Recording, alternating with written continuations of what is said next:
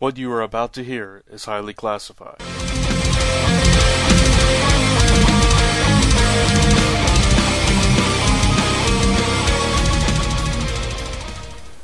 Hey everybody, welcome back to Zone 4. I am Brant Fowler, aka the Gonzo Goose, co-host of Zone 4 and co-owner of ComicRelated.com, here to present another sampling of this week's episode of Zone 4, episode number 198, our year-ender, remembering 2012. This is our last episode of the year, and we had a lot of fun. Chris from Dark Avenger INC joined us, and we talked about memories of comics and events and comic-related stuff throughout 2012. We even got sidetracked, talk about the Green Arrow finale, talked headlines, all kinds of fun stuff. It was a great episode, almost 2 hours. So, without further ado, here is a sampling from this week's episode, 198 of Zone 4.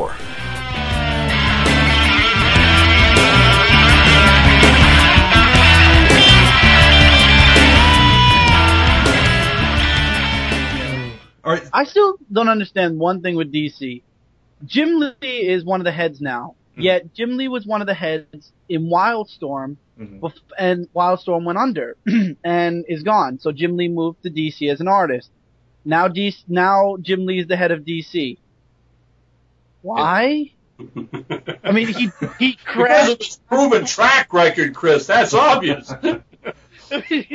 Well, to be fair, he sold Wildstorm to DC, so DC owned Wildstorm, and they just, Wildstorm wasn't doing well, so they just merged all the characters into the main DC. I guess I don't really know why. that was Flashpoint. They merged Wildstorm and DC, but It's a completely crappy new universe now. I don't know. DC hasn't been making much logical decisions since, so Anyway, that's a discussion for 2001, because that's when Didio came on board. That's a whole other episode. We could do a whole episode on that. I'll be there. Okay. I want to be there. We'll invite you on for that discussion. God bless. Since you mentioned it, Chris, I did want to bring this up. Amazing Spider-Man 700. I know you know what happened. I don't know if you actually read the issue or not yet. Gordon and Ron, have you followed this news at all about this? I don't know if either one of you read the title. No, I don't read the title, but I mean, I'd have to have been the blind man on the internet not to read Peter Parker is dead. Yeah. Okay, so right. Okay. God. Enough. What about you, Gordon? Well, I've been following the news, and I actually did read Spider-Man number 700. Okay. And without spoiling, there is such an obvious trapdoor for them to revert back to the status quo. It's like anyone who threatens a writer with death, not only do they need to be thrown in jail, but they need to be seriously slapped. Well, really, guys? Really? Yeah.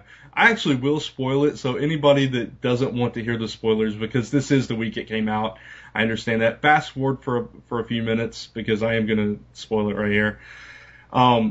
Basically, this happened, this started in issue 698, and basically Dr. Octopus switched brains, or switched bodies with Peter Parker. So Peter Parker was in Doc Ock's dying body.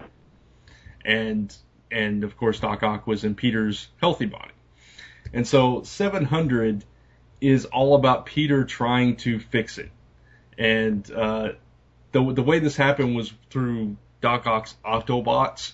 He had been able to transfer his brainwaves into this little Autobot, and that's a long, convoluted story. I don't want to get into all that. It started from Big Time. Let's put it that way. It started from Big Time since Dan Slott's been on the book all the way through to 700. So a good 100 issues. Yeah, 100 issues. It's been a very slow building story. So Peter as Doc Ock has broken out, and he's trying to get his trying to fix this, and it ends up, I'm not going to spoil the whole story here, but it ends up, he dies and Doc Ock continues as Spider-Man going into this new series, Superior Spider-Man. So, but could have been worse. Yeah, the device that Gordon, I think you're talking about is that easily they could just say that Peter Parker's brainwaves are still in that little Autobot. Right. Yeah, exactly. So they have the way to bring him back anytime. So. Hey, it's better if it wasn't Norman Osborn. I know a lot of people would be mad if it was Norman. Oh, yeah. But, So basically, the new Superior Spider-Man is going to be the story of Doc Ock and Peter's body. Yes. Yep. So. I have no words for this, okay? It's yeah, okay, well, good. Okay. No, Grant, you should be the guy with the shovel here, all right? I mean, I thought you loved Spider-Man. I mean, how do you stand for this kind of crap? I love Spider-Man, but I'm not a fan of Dan Slott, and I haven't read hardly any of his run. I did read this arc just because I wanted to see what happened. And, I mean, because of that out, and I know that eventually they're going to bring Peter Parker back, of course they are, it's like, okay, whatever, it's just another story. So I can live with it, but, I'm not thrilled about it because I haven't been able to enjoy one of my favorite comics for quite a while. That's me personally, though. I know some people are digging it, and, more power to you. Now people know how I feel. Oh, sorry, Brent. Yeah, no, it's okay. I was just going to say, now more people understand how I feel about Superman in 2011, September. Oh. Yes, I'm bitter. I'm sorry. If there's one thing I'm bitter about, it's what they did to Superman. I'm bitter. Oh, I'm bitter about Spider-Man and the X-Men because those were two books that I absolutely loved, and I haven't been able to, But really X-Men is doing better. X-Men's doing better. It's doing better now, but for a long, long time, it did not. So, anyway. So the moral of the story is, kiddies, independent comics.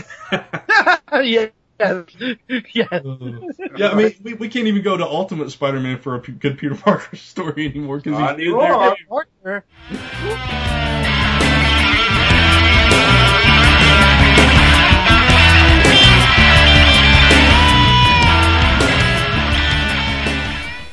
Okay, so thanks for checking out this sample of this week's episode of Zone 4.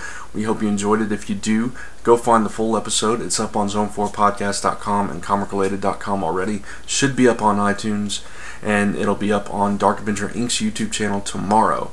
So check that out. You can get it in any of those methods. You can get the app through iTunes, and then you'll have it just download immediately every week. And we thank you all for joining us throughout 2012 and years prior. We hope you stick with us through 2013, which, we're fastly approaching our 200th episode, live January 11th, 9 p.m. to 11 p.m. Eastern. Mark your calendars, be there, join us live for a live video version of Zone 4, the first time ever.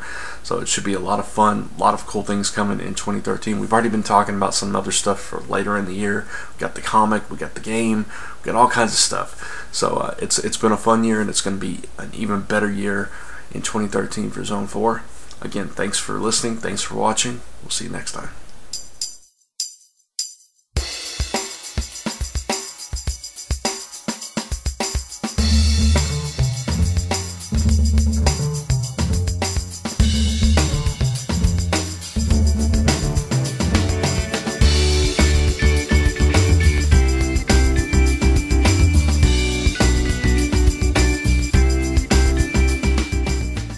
This has been a Gonzo Goose production.